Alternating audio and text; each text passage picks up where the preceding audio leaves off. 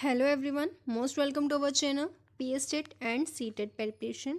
तो अगर आप भी क्रैक करना चाहते हैं पीएस टेट को और सी टेट को तो ज़रूर सब्सक्राइब करें हमारे चैनल को, क्योंकि ये बहुत ही बेनिफिशियल होगा आपके लिए। तो आज की टॉपिक की अगर हम बात करें, आज हम क्या डिस्कस करेंगे। जैसे कि आप सबको पता है कि डिफरेंट डिफरेंट जो सेशंस हैं आपके लिए यहाँ पे अवेलेबल आपको नज़र आएंगे, स्टार्ट कर दिए गए हैं पीएस टेट के लिए और सी टेट के लिए। डिफरेंट जो सिलेबस के सेशंस हैं आपके लिए स्टार्ट कर दिए गए हैं, जैसे कि अभी अभी मैंने बताया। और जिसका जो सिलेबस सब्जेक्ट के अकॉर्डिंग हमारा जो स्टार्ट हो चुका है, तो बिल्कुल जो प्लेलिस्ट है आपको हमारे चैनल पर अवेलेबल नज़र आएगी। अगर आप चाहें तो ज़रूर हमारे चैनल को ज्वाइन कर सकते हैं। नेक्स्ट अगर हम बात करें, आज हम डिस्कस करेंगे सी टेट के लिए।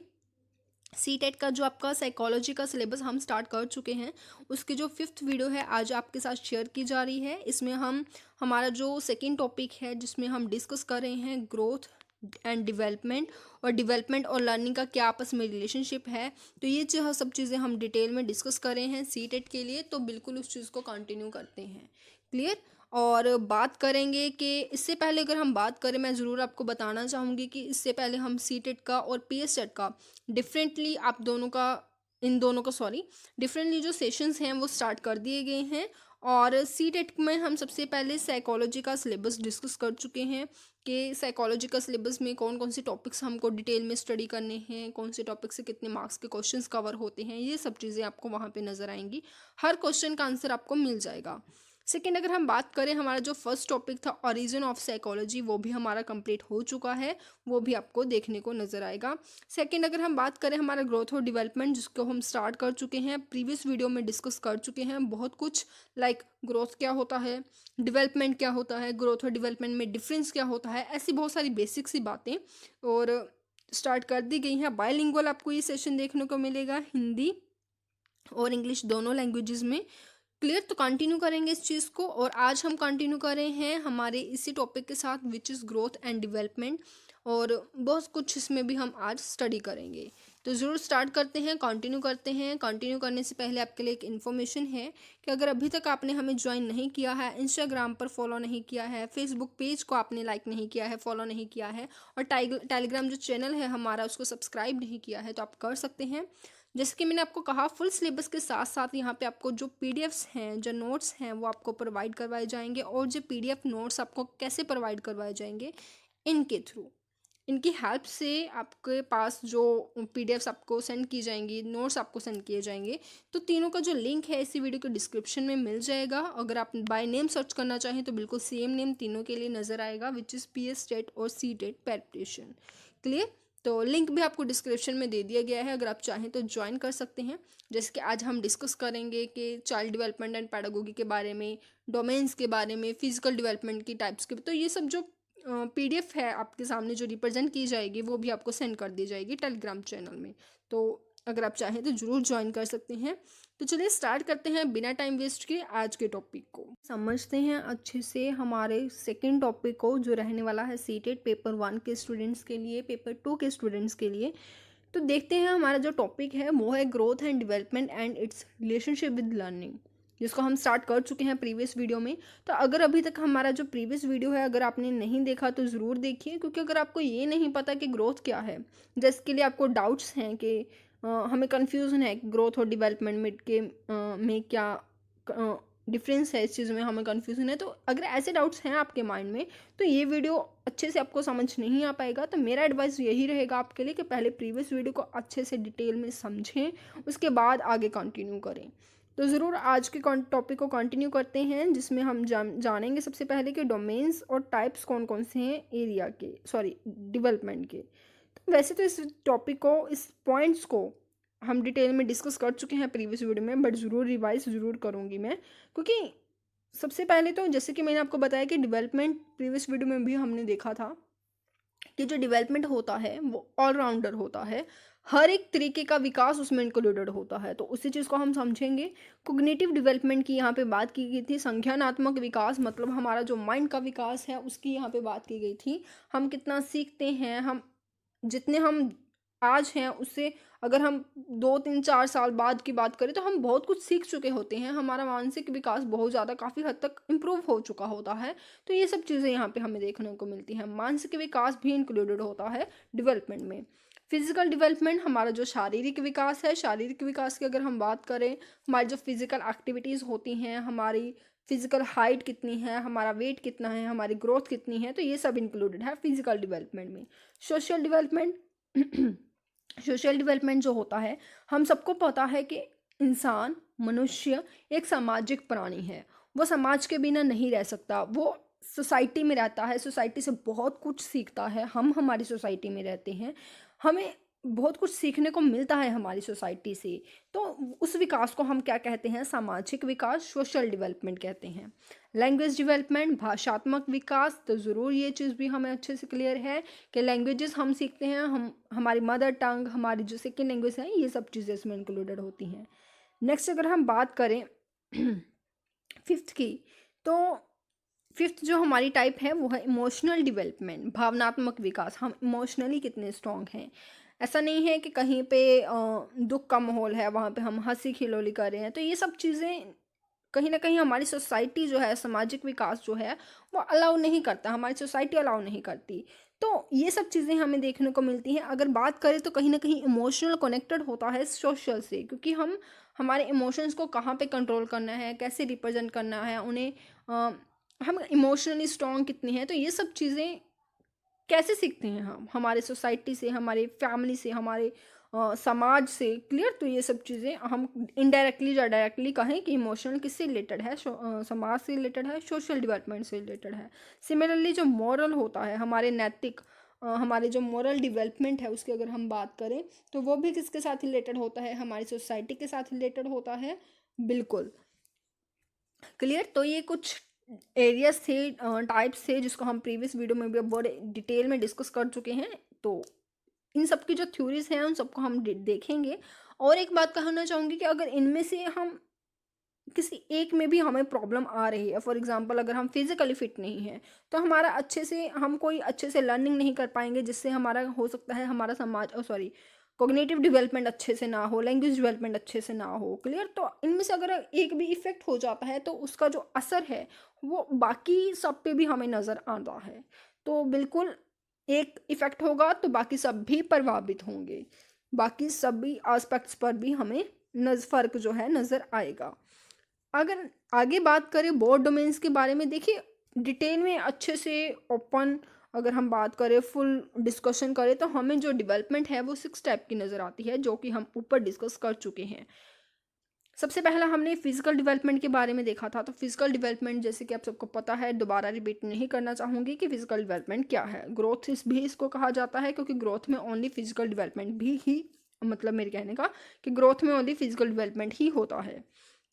कॉग्निटिव डेवलपमेंट में क्या इंक्लूडेड होता है, लैंग्वेज डेवलपमेंट। अगर हम इसको थोड़ा सा ओवरव्यू जस्ट लें तो बोर्ड डोमेन की अगर हम बात करें, अगर आपसे पूछा जाए कि बोर्ड डोमेन्स कौन कौन सी हैं डेवलपमेंट की, तो वो हमें 3 नज़र आती हैं। पहली होती है फिजिकल, सेकंड होती है कॉग्निटिव एंड थर्ड होती है सोशल। तो बिल्कुल कॉग्निटिव का जो हमारी लैंग्वेज डेवलपमेंट है वो इंक्लूड होती है कॉग्निटिव में। क्लियर। तो अगर बात करें सोशल की, तो सोशल में कौन कौन से 2 डेवलपमेंट मैंने आपको अभी अभी बताया कि जो हमारा मोरल है, हमारे जो मोरल्स हैं वो हम कहाँ से सीखते हैं, हमारे नैतिक हम कहाँ से सीखते हैं, हमारी फैमिली से, सोसाइटी से। तो उस समाज में ही रहकर हमें इन सब के बारे में पता लगता है। और इमोशनल की अगर हम बात करें तो इमोशनल डेवलपमेंट भी हमारा सोसाइटी से ही जुड़ा होता है। तो ये 3 एस्पेक्ट्स होते हैं जो 6 को कवर करते हैं। बिल्कुल। अगर देखिए फिजिकल डेवलपमेंट, कॉग्निटिव डेवलपमेंट जिसमें इंक्लूडेड होता है लैंग्वेज डेवलपमेंट, सोशल डेवलपमेंट जिसमें इंक्लूडेड होता है मॉरल और इमोशनल डेवलपमेंट। आई होप ये क्लियर होगा आपको अच्छे से। नेक्स्ट अगर हम बात करें, थोड़ा आगे बढ़ें, तो फिजिकल डेवलपमेंट की हमें यहाँ पे 2 टाइप्स देखने को मिलती है। देखिए हम फिजिकली डेवलप होते हैं, जन्म से ही बच्चा चलना दौड़ना शुरू नहीं कर देता, वो धीरे धीरे डेवलप होता है, उसके मसल्स डेवलप होते हैं। तो वो कैसे होता है उस चीज़ को समझते हैं। देखिए ग्रोस मोटर स्किल की यहाँ पे बात की गई है। जो शारीरिक विकास है वो 2 स्किल से होता है। पहला होता है ग्रोस मोटर स्किल और दूसरा होता है फाइन मोटर स्किल। आपने ज़रूर इसके बारे में सुना भी होगा अगर आप सीटेट की तैयारी कर रहे हैं तो।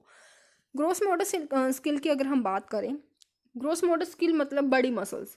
जब हम हमारे बड़े मसल्स, बड़े पार्ट्स का यूज़ करते हैं, फॉर एग्जांपल हमारी लेग्स का, हमारे आर्म्स का यूज़ कर रहे हैं, तो वो डेवलप हो रहे हैं। जब बच्चा खेलता है, फॉर एग्जांपल बच्चा दौड़ रहा है, तो वहाँ पे उसके लेग्स और आर्म्स यूज़ हो रहे हैं, तो ज़रूर वहाँ पे जो उसकी ग्रोथ है वो अच्छे से हो रही है, वो फिजिकली एक्टिविटीज़ कर रहा है, जिससे उसका फिजिकली डेवलपमेंट इफेक्ट होगा, अच्छे से इम्प्रूव होगा। और कैसे होगा, किस किस चीज़ को यूज़ करके होगा, ग्रोस मोटर स्किल को, मतलब बड़े मसल्स को यूज़ करके। तो जब बच्चा बड़े मसल्स को यूज़ करना शुरू करता है तो बिल्कुल उस चीज़ को हम क्या कहते हैं, ग्रोस मोटर स्किल। एग्जांपल्स की अगर हम बात करें, रनिंग हो गया, जंपिंग हो गया, यहाँ पे पिक्चर्स में भी आपको नज़र आएगा कुछ एग्जांपल्स। तो जैसे यहाँ पे बच्चे जंपिंग कर रहे हैं, जंप मतलब कूद रहे हैं, तो किस चीज़ का यूज़ कर रहे हैं, वो अपने लेग्स का यूज़ कर रहे हैं, तो यहाँ पे ग्रोस मोटर स्किल्स का यूज़ हो रहा है। आउटडोर गेम्स खेल रहे हैं, कोई भी आउटडोर गेम्स होगी, फुटबॉल अगर हम कह दें, क्रिकेट कह दें, तो इस तरीके के आउटडोर गेम्स में भी बच्चे के जो ग्रोस मोटर स्किल्स हैं वो इम्प्रूव होते हैं। साइकिलिंग कर रहा है बच्चा, साइकिलिंग कर रहा है तो उसकी लेग्स का यूज़ हो रहा है, लेग्स को वो बार बार यूज़ कर रहा है, मूव कर रहा है, तो वहाँ पे भी बड़ी मसल्स का यूज़ हो रहा है। रनिंग में भी बड़ी मसल्स का यूज़ हो रहा है। तो ऐसी एग्जांपल्स हमें बहुत सारी और देखने को मिल सकती हैं। तो बिल्कुल ग्रोस मोटर स्किल्स कौन सी होती हैं, जब जन्म की अगर हम बात करें, जन्म के बाद बच्चा जब फिजिकली डेवलप होता है, फिजिकली डेवलपमेंट में भी सबसे पहले उसका जो बड़ी मसल्स होती हैं उनको यूज़ करता है। जब बड़े मसल्स अच्छे से इंप्रूव हो जाते हैं, उसके बाद वो धीरे धीरे कोऑर्डिनेशन बनाना शुरू करता है, और फिर किस चीज़ का यूज़ करना शुरू करता है, फाइन मोटर स्किल का। फाइन मोटर स्किल का कैसे, मतलब जहाँ पे हमें हमारे छोटे मसल्स को, लाइक फिंगर्स को, आइज़ को, इन सब चीज़ों को, मतलब हमारे जो छोटे मसल्स हैं, पूरा कोऑर्डिनेशन हमें बना के उनको अच्छे से यूज़ करना है, तो वो कौन सी है, फाइन मोटर स्किल। जैसे कि यहाँ पे बच्चा लिख रहा है, लिखना सीख रहा है, तो वो यहाँ पे सीख रहा है कि कैसे कोऑर्डिनेशन बनाना है, एक पेन को कैसे पकड़ना है, उसको कैसे मूव करना है, कैसे लिखना है, आई हैंड कोऑर्डिनेशन बना रहा है वो। यहाँ पे बच्चे एक्टिविटीज़ कर रहे हैं पूरा। तो यहाँ पे आप समझ गए होंगे कि जब हम हमारे छोटे मसल्स का यूज़ करते हैं तो वो क्या कहलवाता है, फाइन मोटर स्किल। एग्जांपल्स आपके सामने है, राइटिंग, ड्राइंग, थ्रोइंग, जिसमें हमारे छोटे मसल्स का यूज़ हो रहा है। क्लियर। तो यहाँ पे आपको पिक्चर्स में भी नज़र आ गया होगा कि जैसे राइटिंग हो रही है, फिंगर्स का यूज़ हो रहा है, क्लियर, तो ड्राइंग हो रही है, इस तरीके से। तो ये सब चीज़ें किस में इंक्लूडेड होती हैं, फाइन मोटर स्किल में। ये चीज़ ज़रूर अपने माइंड में रखना कि जब डेवलपमेंट होता है, शारीरिक विकास होता है, तो सबसे पहले बच्चा अपने ग्रोस मोटर स्किल्स को, मतलब बड़ी मसल्स को डेवलप करता है, उसके बाद वो धीरे धीरे फाइन मोटर स्किल्स को डेवलप करना शुरू कर देता है। अगर आपसे क्वेश्चन पूछा जाए कि ऐसा कौन सा, अगर हम कहें कि एक्टिविटी है जिसमें फाइन और ग्रोस दोनों मोटर स्किल्स का यूज़ हो रहा है, तो वो होगी बॉलिंग। बॉलिंग की अगर हम बात करें तो वो किस तरीके से, देखो जब एक बॉलर बॉल को फेंकता है तो वो कैसे दौड़ के आता है, जिसमें उसके ग्रोस मोटर स्किल्स का यूज़ हो रहा है, लेग्स का यूज़ हो रहा है। जब वो बॉल को फेंकता है, थ्रो करता है, तो फिंगर्स के साथ बिल्कुल उस चीज़ को फेंकता है, बॉल को फेंकता है, तो वहाँ पे उसकी फाइन मोटर स्किल्स का यूज़ हो रहा है। तो ये एक्टिविटी वहाँ पे हमें देखने को मिल सकती है। क्लियर। तो इस चीज़ को ज़रूर माइंड में रखिएगा। नेक्स्ट अगर हम बात करें, तो ये जो दो टाइप्स थी, ग्रोस मोटर स्किल और फाइन मोटर स्किल की, आई होप आपको अच्छे से क्लियर हो गई होंगी।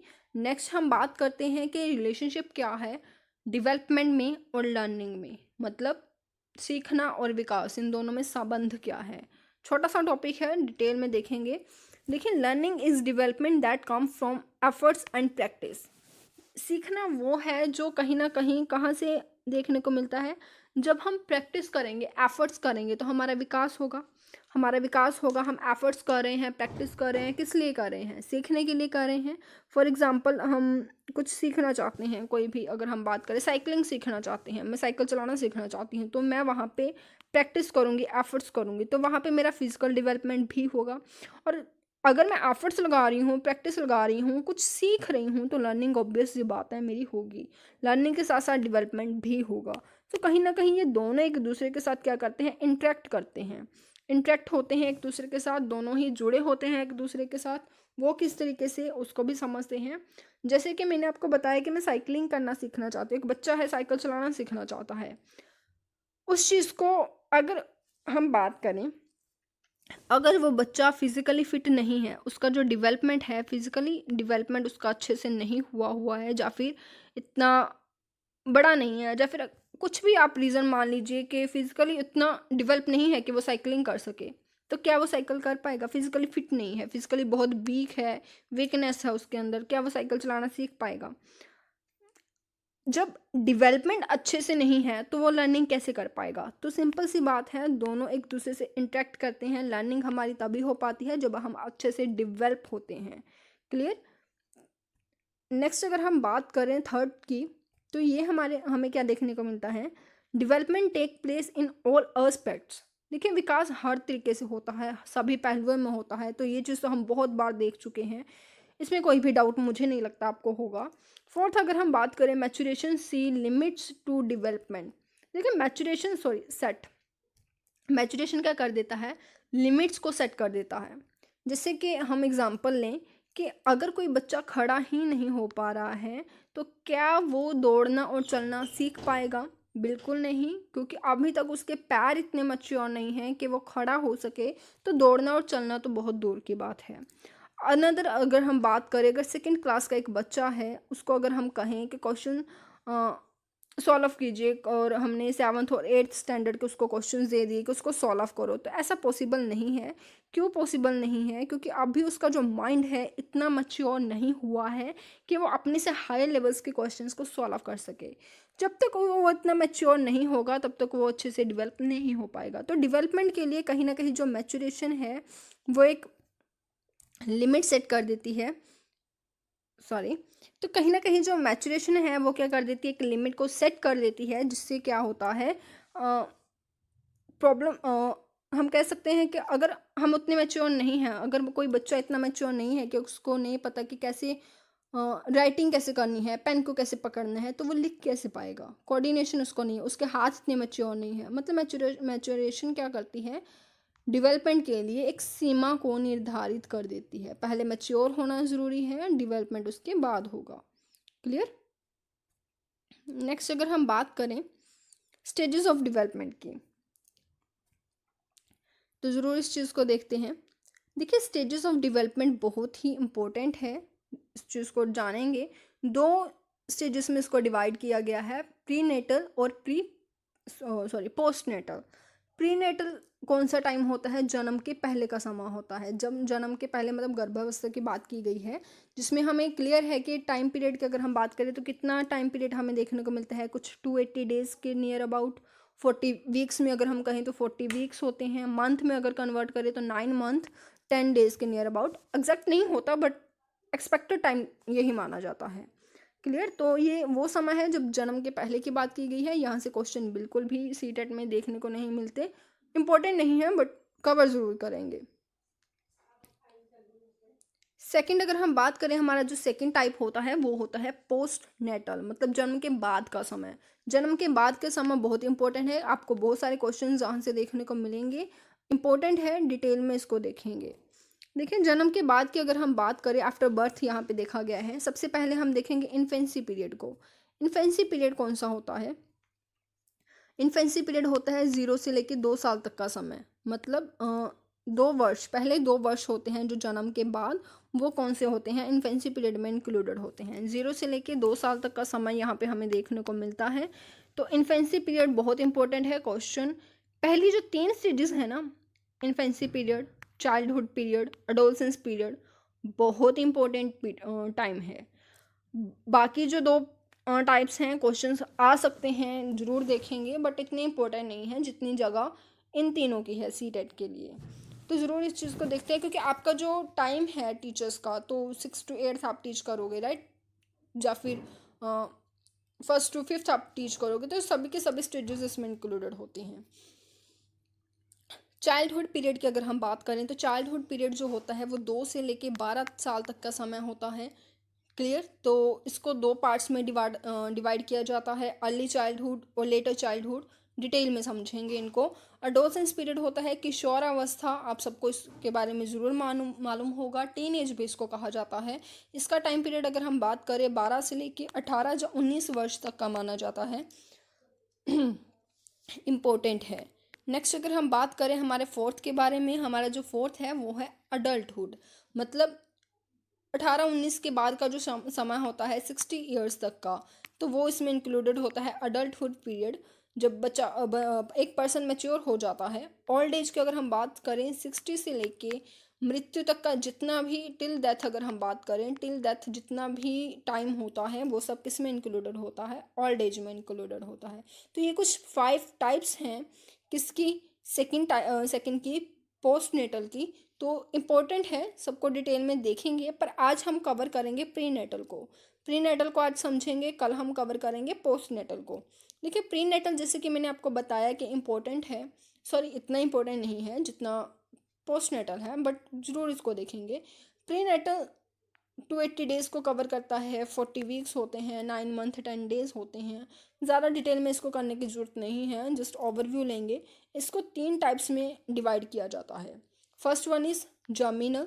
देखिए यहाँ पे हमें जो स्टार्टिंग के 14 दिन होते हैं, फर्स्ट 14 डेज़ होते हैं, वो कौन सा टाइम पीरियड कहलाते हैं, जर्मिनल टाइम पीरियड कहलाते हैं। सेकेंड होता है जो आपके सामने है, जिसका टाइम पीरियड 14 से स्टार्ट होता है 60 तक, वो है एम्ब्रियोनिक। ठीक है, एम्ब्रियोनिक में क्या होता है, 14 से लेकर 60 तक का जो टाइम पीरियड होता है वो सेकंड होता है। पहले 2 वीक फर्स्ट में इंक्लूडेड होते हैं और सेकंड वीक से लेके 8th वीक तक का जो समय होता है वो सेकंड स्टेज में होता है। थर्ड जो होता है वो पीरियड ऑफ फिटनेस होता है। यहाँ पे हमें जो 8th वीक से स्टार्ट होता है समय, या फिर अगर हम बात करें 60 डेज़ के बाद जन्म तक का जितना भी समय होता है वो सब थर्ड स्टेज में इंक्लूडेड होता है। तो बिल्कुल ये 3 सब स्टेजेस हैं प्री नेटल की। क्लियर, तो इतना ही काफ़ी है इसके लिए, ज़्यादा डिटेल में इसके जाने की ज़रूरत नहीं है। तो ये 3 स्टेजेस हैं, ज़रूर आप देख लीजिएगा, ओवरव्यू ले लीजिएगा, और आई होप आप इसके नोट्स साथ साथ बना रहे होंगे। क्लियर, तो कल हम करेंगे पोस्ट नेटल में हम जो स्टेजेस हैं डेवलपमेंट की उन सबको अच्छे से डिटेल में जानेंगे, समझेंगे। इन्फेंसी पीरियड क्या है, क्योंकि वो आपके लिए बहुत ही इंपॉर्टेंट रहने वाली हैं, उन सबको डिटेल में पढ़ना समझना बहुत ज़रूरी है। तो उस चीज़ को ज़रूर जानेंगे, समझेंगे। पोस्ट नेटल को क्लियर, हर एक स्टेज को डिटेल में स्टडी करेंगे, एक एक पॉइंट आपके सामने रखा जाएगा। क्लियर, तो आज के लिए बस इतना ही। अगर आपको हमारा वीडियो अच्छा लगा, सारे डाउट्स आपके क्लियर हुए, पसंद आया आपको, तो प्लीज़ हमारे चैनल को सब्सक्राइब करें और वीडियोस को शेयर करना मत भूलें, ताकि आपके जो फ्रेंड्स हैं, कज़न्स हैं, जो सीटेट या पीएसटेट की प्रिपरेशन कर रहे हैं वो भी जान सके। क्लियर, अगर आप ये पीडीएफ चाहते हैं तो आप दोबारा से रिपीट कर रही हूँ, आप सब्सक्राइब कर सकते हैं हमारे टेलीग्राम चैनल्स को, लिंक आपको डिस्क्रिप्शन में नज़र आएगा। पीडीएफ्स आपको वहाँ पे सेंड कर दी जाएंगी। It will be very useful for you. I hope आपको अच्छा लगा होगा, तो प्लीज़ लाइक शेयर और सब्सक्राइब करना मत भूलें। तो कंटिन्यू करेंगे नेक्स्ट वीडियो में पोस्ट नेटल के साथ। Thank you.